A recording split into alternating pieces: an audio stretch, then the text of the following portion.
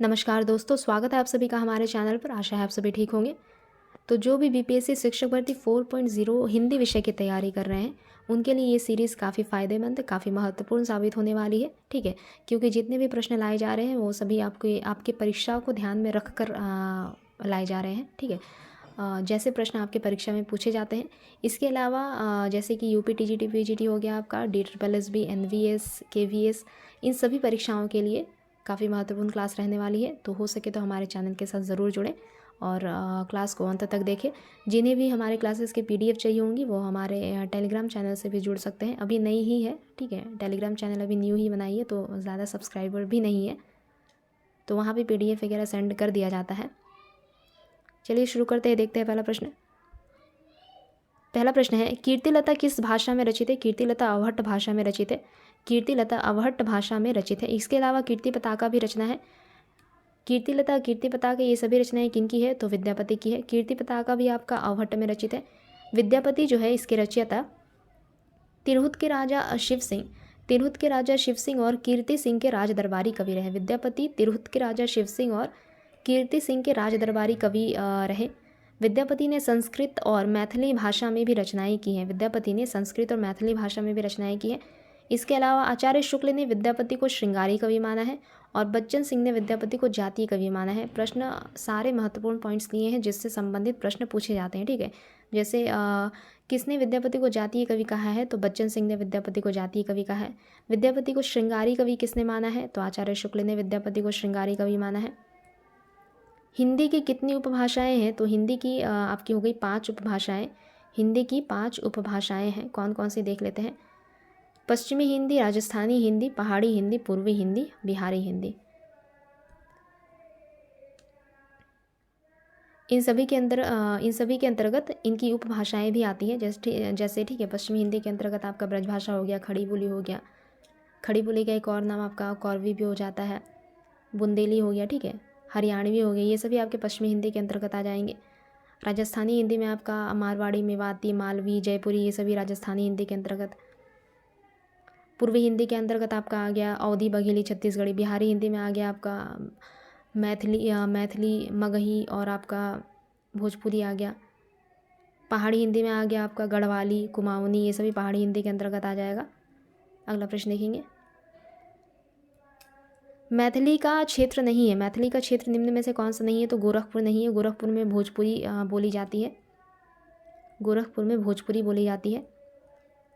सिफारिश किस भाषा का शब्द है? सिफारिश किस भाषा का शब्द है? तो फारसी भाषा का शब्द है। सिफारिश एक फारसी भाषा का शब्द है। देखते हैं फारसी भाषा के कुछ और शब्द, जैसे गुलाब, जान, अफसोस, आतिशबाजी, खामोश, जोश, ये सभी आपके क्या फारसी भाषा के शब्द हैं। ठीक है, अफसोस, गुलाब, जान, आतिशबाजी, खामोश, जोश, ये सभी फारसी भाषा के शब्द हैं। वहीं अरबी भाषा के कुछ शब्द हो गए, जैसे अदा, अमीर, अजायब, ईमान, किताब, कातिल, तमाशा, ये सभी आपके अरबी भाषा के शब्द हो गए। जैसे इसमें से आप मतलब अगर शब्द आ सकते हैं, कौन से शब्द आ सकते हैं आपके एग्ज़ाम में? किताब के बारे में पूछा जा सकता है कि किताब किस भाषा का शब्द है। अमीर पूछा जा सकता है कि अमीर किस भाषा का शब्द है। ठीक है, तमाशा पूछा जा सकता है, ईमान पूछा जा सकता है। तो ऐसे ऐसे शब्द पूछे जा सकते हैं कि ये किस भाषा के शब्द है।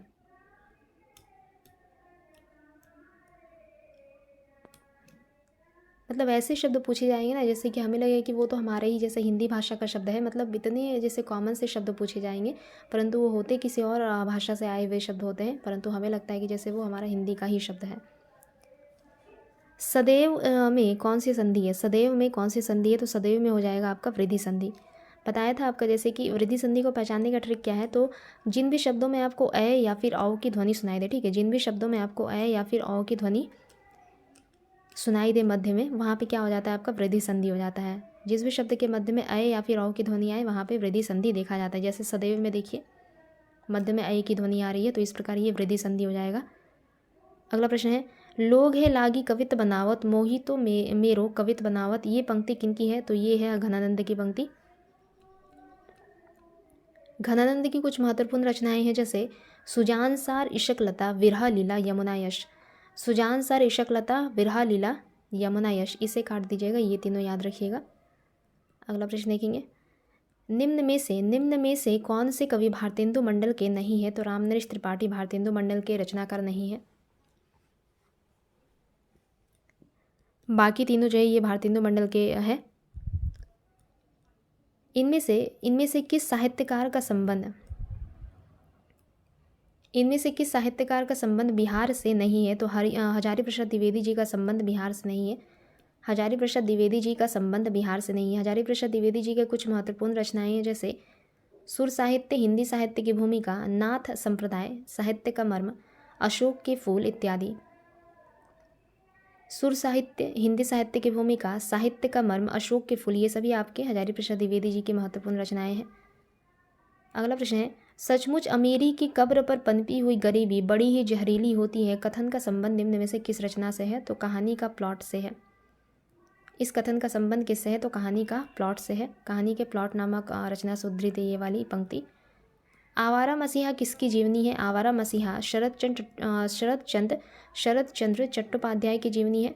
इसके रचयिता कौन रहते हैं? तो विष्णु प्रभाकर। आवारा मसीहा किसकी जीवनी है? शरद चंद्र चट्टोपाध्याय की जीवनी है, जिसके रचयिता रहे विष्णु प्रभाकर।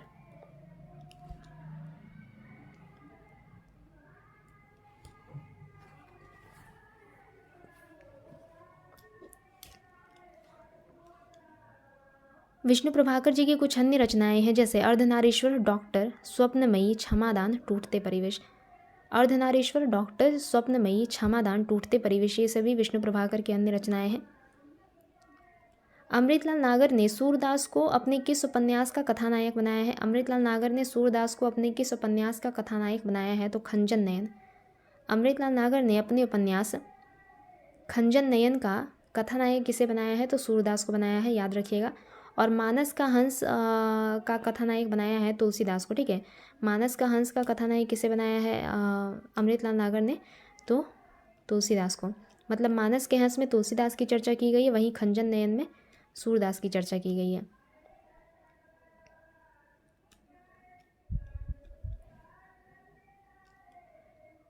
भारतेंदु हरिश्चंद्र ने महिलाओं के लिए किस पत्रिका का प्रकाशन किया? तो बाल बोधिनी पत्रिका।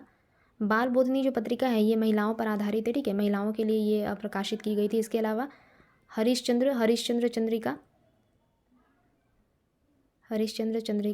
नहीं, यहाँ पे देखिए, भारतेंदु ने हरिश्चंद्र मैगजीन और कवि वचन सुधा नामक 2 अन्य पत्रिकाओं का भी प्रकाशन किया था। इसके अलावा बाल बोधिनी जो पत्रिका है ये महिलाओं के लिए रही। मॉरिशस का प्रेमचंद किसे कहा जाता है? मॉरिशस का प्रेमचंद किसे कहा जाता है? मॉरिशस का प्रेमचंद किसे कहा जाता है? तो बिहारी बेखबर को मॉरिशस का प्रेमचंद कहा जाता है। बिहारी बेखबर को मॉरिशस का प्रेमचंद कहा जाता है।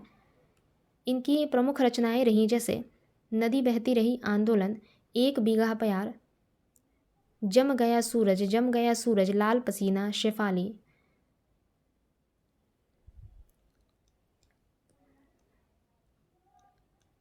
इनकी प्रमुख रचनाएं कौन सी रही? नदी बहती रही, आंदोलन, एक बीघा प्यार, जम गया सूरज, लाल पसीना, शेफाली इत्यादि। आगे बढ़ेंगे। अच्छा, इस प्रश्न को एक बार फिर से देख लेते हैं, क्योंकि यहाँ पे मैंने बिहारी बेखबर उत्तर नहीं होगा, मुझे डाउट लग रहा था, ठीक है। बिहारी बेखबर उत्तर नहीं होगा। मॉरिशस का प्रेमचंद अभिमन्यु अनंत को कहा जाता है। मॉरिशस का प्रेमचंद अभिमन्यु अनंत को कहा जाता है। ये उत्तर यहाँ पे गलत हो जाएगा। अभिमन्यु अनंत की कुछ महत्वपूर्ण रचनाएं हैं, जैसे नदी बहती रही,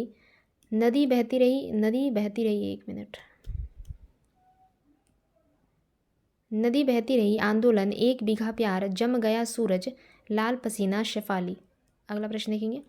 निम्नलिखित विकल्पों में से कौन सा विकल्प सही नहीं है? पद्मावत मलिक मोहम्मद जायसी सही है। सत्यवती कथा इंशाअल्लाह खां की नहीं है। चंदायन मुल्ला दाऊद, मधुमालती मंझन, ये भी सही है। सत्यवती कथा किनकी रचना है? तो ईश्वर दास की रचना है। सत्यवती कथा जो है यह सत्यवती कथा ईश्वर दास की रचना है। अगला प्रश्न देखेंगे। महादेवी वर्मा की गद्य कृति निम्न में से कौन सी नहीं है? महादेवी वर्मा की गद्य कृति अतीत के चलचित्र, पथ के साथी, स्मृति की रेखाएं, ये सभी महादेवी वर्मा की रचनाएं हैं। परंतु माटी की मूर्तें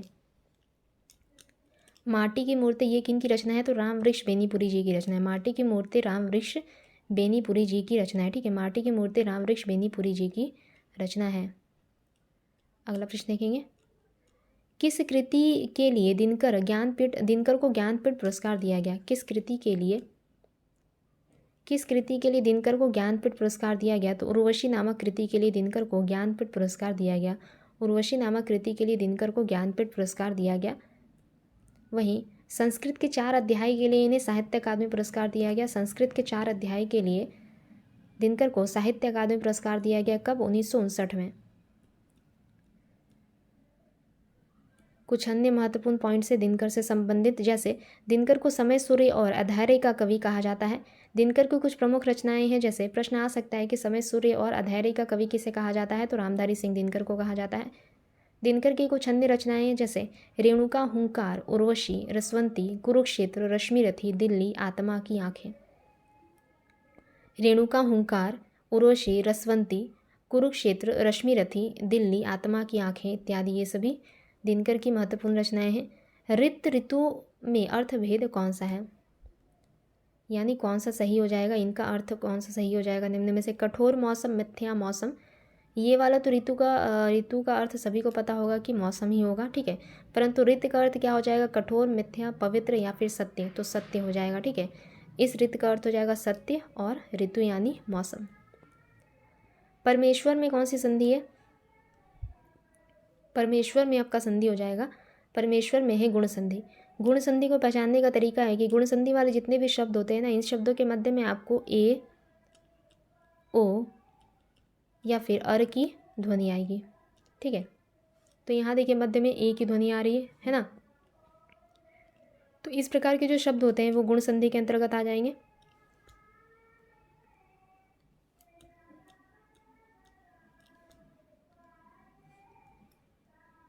अगला प्रश्न है, निम्नलिखित में से कौन सा बहुवचन अशुद्ध है? कौन सा बहुवचन अशुद्ध है? पाठक, पाठकगण, नारी, नारीवृंद, आप लोग सही है। प्रत्येक बहुवचन है, ठीक है। यहाँ पे ये उल्टा हो जाएगा, जैसे कि यहाँ पे इधर हर एक का हो जाएगा प्रत्येक, ठीक है। हर एक का हो जाएगा हर एक का क्या हो जाएगा आपका? प्रत्येक। हर एक का हो जाएगा प्रत्येक, हर एक का हो जाएगा प्रत्येक। इस प्रकार ये वाला सही होगा। अगला प्रश्न देखते हैं, निम्न में से कौन सा शब्द स्त्रीलिंग है? निम्न में से कौन सा शब्द स्त्रीलिंग है? तो इनमें से आपका स्त्रीलिंग शब्द हो जाएगा सूचना। सूचना स्त्रीलिंग शब्द है, सूचना स्त्रीलिंग शब्द है। अच्छा, ये हमारा आज का अंतिम प्रश्न रहा। अगले क्लास में जल्दी मिलते हैं। तब तक के लिए अगर आप लोगों को हमारी क्लास अच्छी लगे तो आप लाइक, शेयर और सब्सक्राइब ज़रूर कर सकते हैं। इसके अलावा किसी प्रकार का कोई सजेशन हो तो वह भी आप हमें कमेंट बॉक्स में ज़रूर दें। धन्यवाद।